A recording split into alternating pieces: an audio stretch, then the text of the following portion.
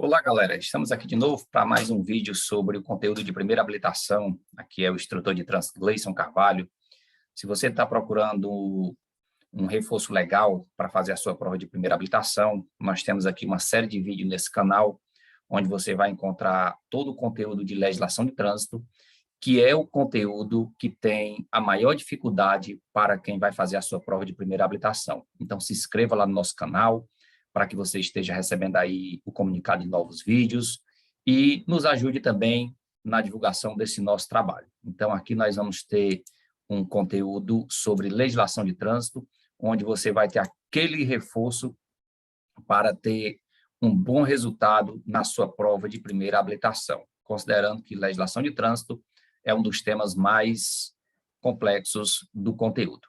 Então, hoje nós vamos começar aqui falando sobre as atividades especializadas. Nos vídeos anteriores, nós falamos sobre as categorias de habilitação, que vão da letra A até a letra E. Cada categoria autoriza a dirigir um determinado tipo de veículo, de acordo com as suas especificações.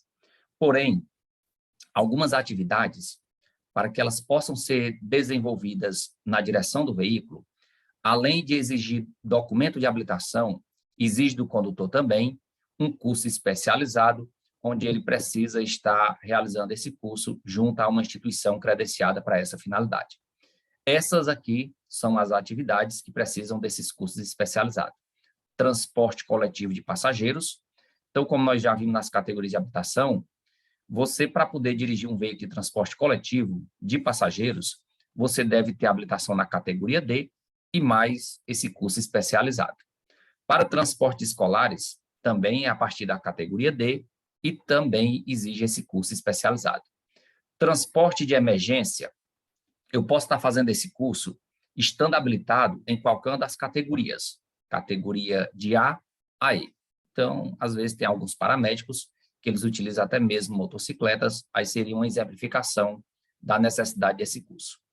O transporte de produtos perigosos vai exigir também um curso especializado, que é o curso do MOP, para movimentação e operação de produtos especiais. E para fazer esse curso, o condutor deve estar habilitado nas categorias B, C, D ou E. Já o transporte de carga indivisível, toda vez que se fala em carga, a gente vai sempre ter aquela ideia de que existe categoria C. Então, para fazer esse curso, eu preciso ter, pelo menos, habilitação na categoria C. E o motociclista profissional, que nós conhecemos como mototáxi ou motofrete, ele também tem que ter curso especializado. E para que se faça esse curso especializado, o candidato deverá estar cumprindo os seguintes pré-requisitos.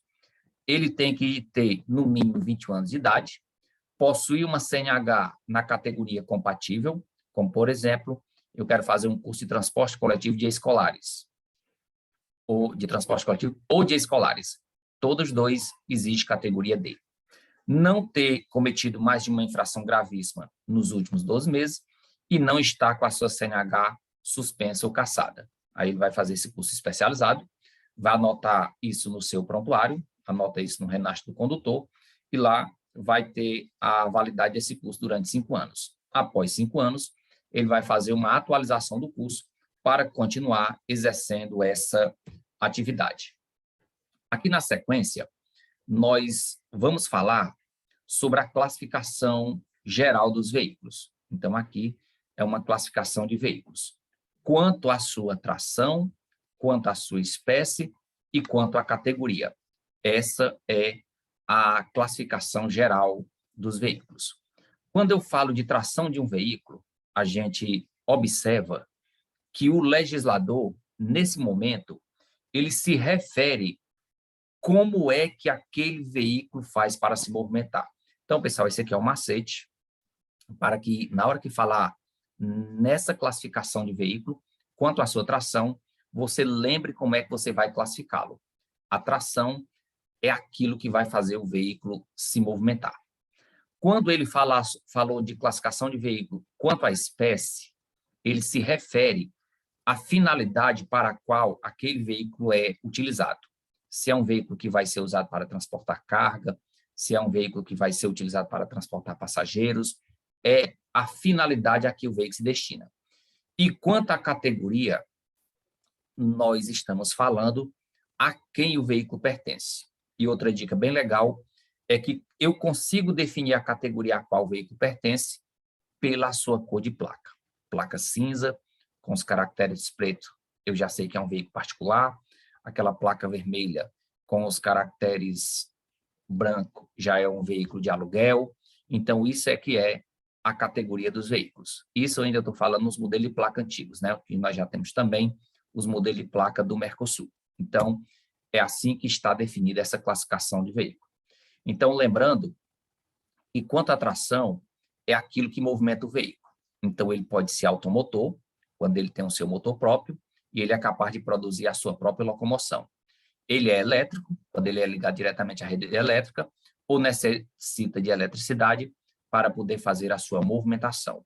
Temos também o veículo de propulsão humana, como, por exemplo, uma bicicleta, que é um veículo que vai se movimentar através do impulso de um ser humano. Temos os veículos de tração animal, aqueles veículos que são puxados ou arrastados por um animal, carroça, charrete e carro de boi. E o reboque e o semi-reboque, como eles não possuem motor, eles precisam ser puxados ou arrastados por um outro veículo. Então, toda vez que eu falar de tração, eu devo lembrar que eu estou falando como é que aquele veículo faz para se movimentar. Esse é o macete para você lembrar desse conteúdo. Quando eu falo da espécie, eu estou me referindo à finalidade para a qual aquele veículo é utilizado. Então, ele pode ser um veículo de passageiros, como um veículo de passeio ou um ônibus. Ele pode ser um veículo de carga, como um caminhão ou uma caminhonete. Ele pode ser um veículo misto, quando ele se destina às duas finalidades ao mesmo tempo, como a caminhoneta, que é o veículo fechado. Ele pode ser um veículo de competição, um veículo chamado veículo fora de estrada, já que se utiliza ele apenas nesses locais de competições. Ele pode ser um veículo de tração, como, por exemplo, um caminhão-trator, um trator de rodas, um trator de esteira, que é um veículo destinado a arrastar outros. Pode ser um veículo especial, por exemplo, um veículo que sofreu uma modificação para que ele se adeque a uma necessidade especial, como, por exemplo, uma ambulância, que tem uma série de modificações para poder se adequar àquele serviço. E o veículo de coleção, onde a finalidade dele é mais para que ele seja admirado. Então, para ser um veículo de coleção, dentro de alguns requisitos que ele deve cumprir, um deles é já ter, no mínimo, 30 anos de fabricação e ainda manter suas características originais. Então, quando eu falar de espécie, eu devo lembrar que eu estou me referindo para que aquele veículo é utilizado. E quando eu falo em categoria, eu estou me referindo a quem um veículo pertence de acordo com a sua cor de placa. Então, ele pode ser um veículo oficial, aquele que pertence a uma repartição pública, identificado pela placa branca e os caracteres preto. No caso da nova placa do Mercosul, como ela tem uma cor única, ele vai ter os caracteres azul. Pode ser um veículo particular, identificado pela placa cinza e os caracteres preto, e no caso da placa do Mercosul, como ela tem uma cor única, vai ter os caracteres preto também. Pode ser o veículo de aluguel, aquele que é utilizado para a prestação de um serviço, onde você identifica ele pela placa vermelha e os caracteres da placa, as letras e os números, são de cor branco. Pode ser um veículo de aprendizagem, aquele que pertence ao Centro de Formação de Condutores, pertence à autoescola, onde você identifica pela placa branca e os caracteres vermelhos. E pode ser um veículo de representação de missão diplomática, corpos consulares ou instituições internacionais acreditadas junto ao governo brasileiro. Você identifica ele pela placa azul e os caracteres brancos. Então, quando eu for falar de categoria de veículo, eu devo lembrar da cor da placa. Pela cor da placa, eu consigo identificar a categoria do veículo. Já no assunto seguinte, nós vamos falar sobre a classificação das vias. Primeiro, vamos a uma definição que tem no anexo 1 do nosso Código de Trânsito Brasileiro. O que é uma via? Então, lá se define assim: é a superfície por onde transitam veículos, pessoas e animais, compreendendo a pista, a calçada, o acostamento, ilha e canteiro central. Então, tudo isso aí é que faz parte da via. E, de acordo com a classificação do Código de Trânsito Brasileiro, as vias abertas à circulação, Elas são classificadas em vias rurais e em vias urbanas. Então, pessoal, pode vir simplesmente essa pergunta na sua prova.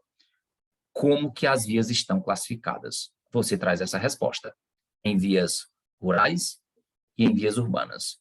Mas pode querer também saber quais são as vias rurais e quais são as vias urbanas. Então, elas ficam definidas assim.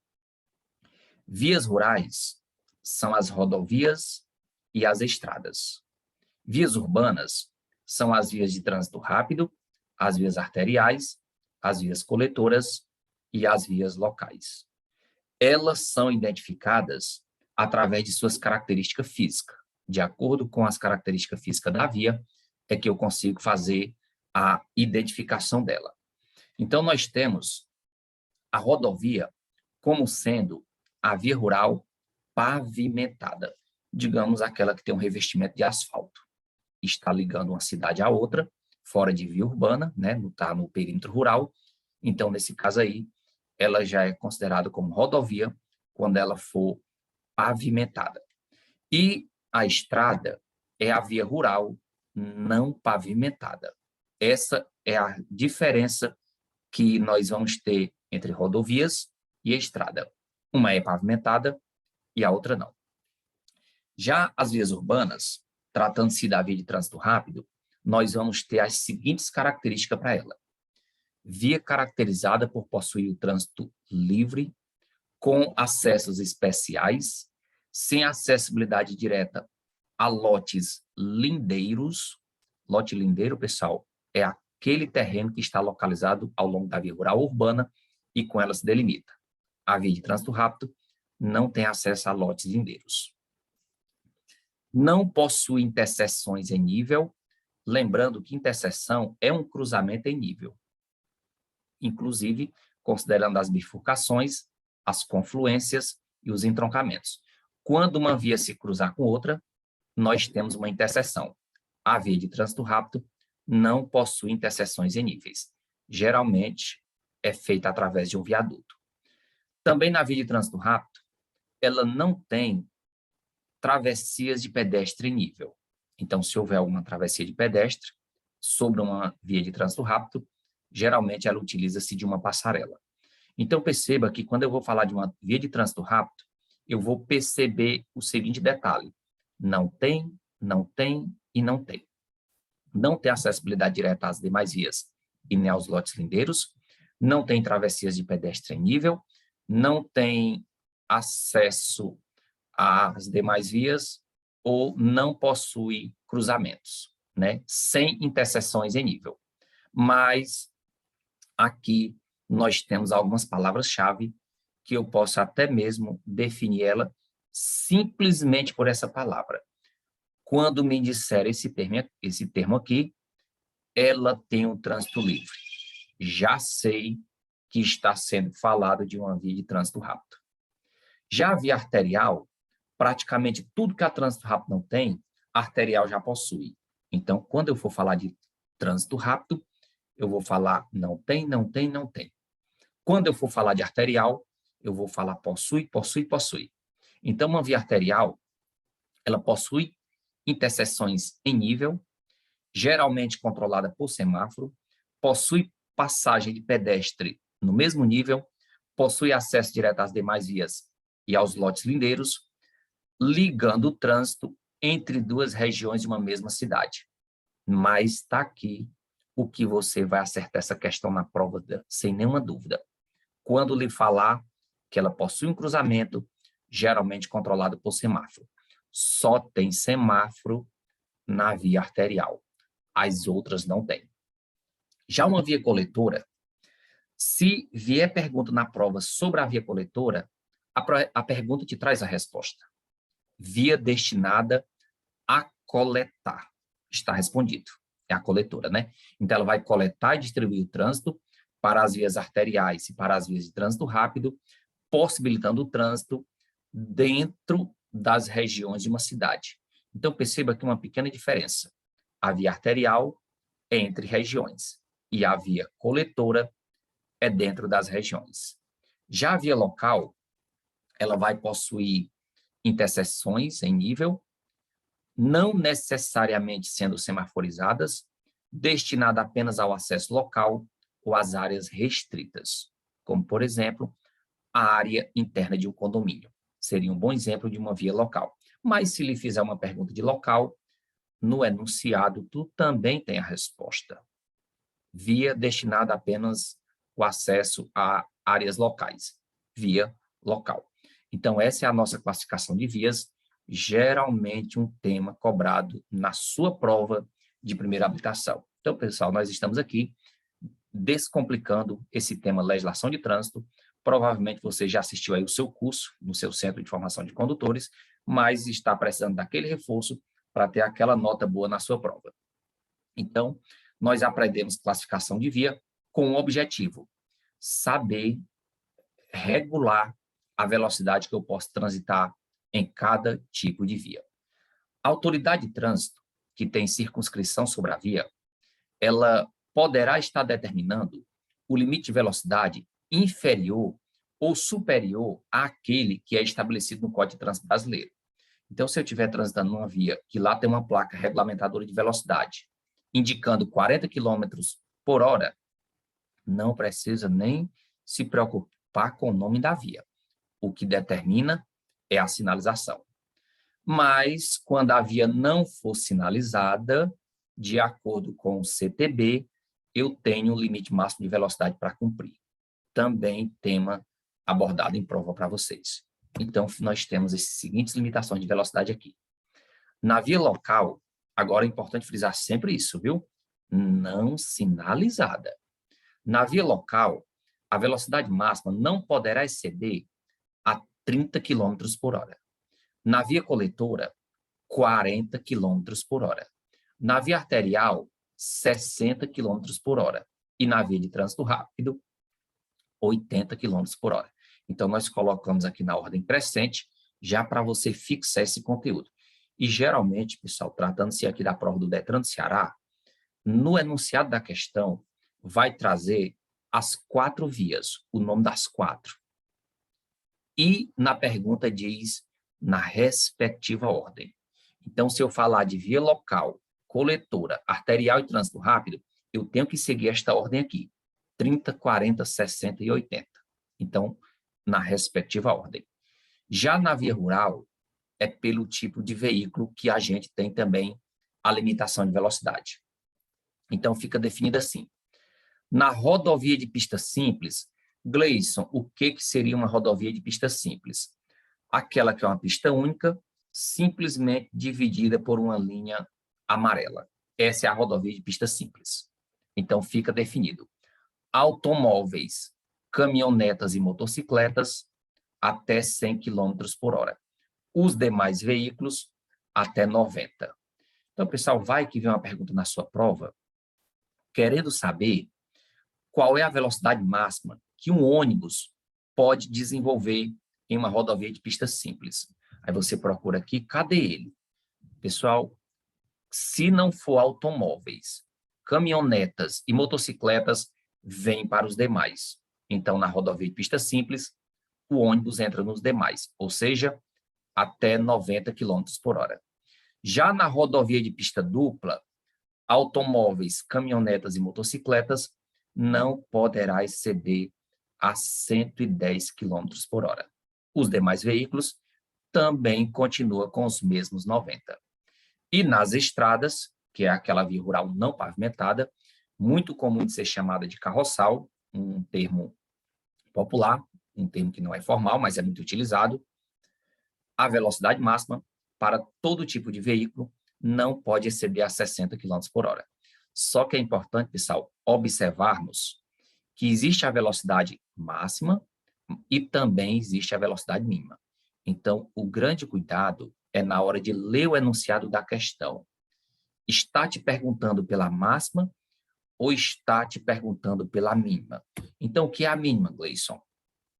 A velocidade mínima não poderá exceder, aliás, não poderá ser inferior à metade da máxima determinada para todo tipo de via, considerando-se as condições meteorológicas, a intensidade do trânsito, a movimentação de veículos e pedestres. Então, nós precisamos considerar alguns fatores. mas, de uma maneira geral, a velocidade mínima não poderá ser inferior à metade da máxima. Então, se eu souber da velocidade máxima, automaticamente eu estarei sabendo também da velocidade mínima. Então, se eu sei que na via de trânsito rápido a velocidade máxima não poderá exceder aos 80 km por hora, a velocidade mínima também não poderá ser inferior a 40 km por hora. Não sou obrigado a andar exatamente a 80, mas eu não posso exceder aos 80 e também eu não posso andar a menos de 40, porque o trânsito tem que ter conforto, fluidez e segurança. Devagar demais, eu posso comprometer também a fluidez do trânsito. Então, pessoal, esse aí é mais um conteúdo sobre a legislação de trânsito. Nós vamos dividindo esse conteúdo em vídeos menores, até mesmo para não ficar cansativo para você acompanhar esse conteúdo e ficar mais fácil toda vez que você quiser estar revisando esse conteúdo. Então, nós vamos finalizar esse vídeo nesse conteúdo aqui. No próximo, nós vamos retornar tratando sobre as normas gerais de circulação e conduta, um dos capítulos que tem maior importância na prova de primeira habilitação. Então, pessoal, não deixe de se inscrever no canal para estar recebendo aí a notificação de novos vídeos, curta o nosso canal e ajude aí na nossa divulgação. Tenho certeza que, acompanhando esses vídeos, você vai fazer a sua prova com bastante tranquilidade. Então, encerramos por aqui e até o próximo vídeo, pessoal. Um abraço, um forte abraço a todos vocês e nos veremos em breve.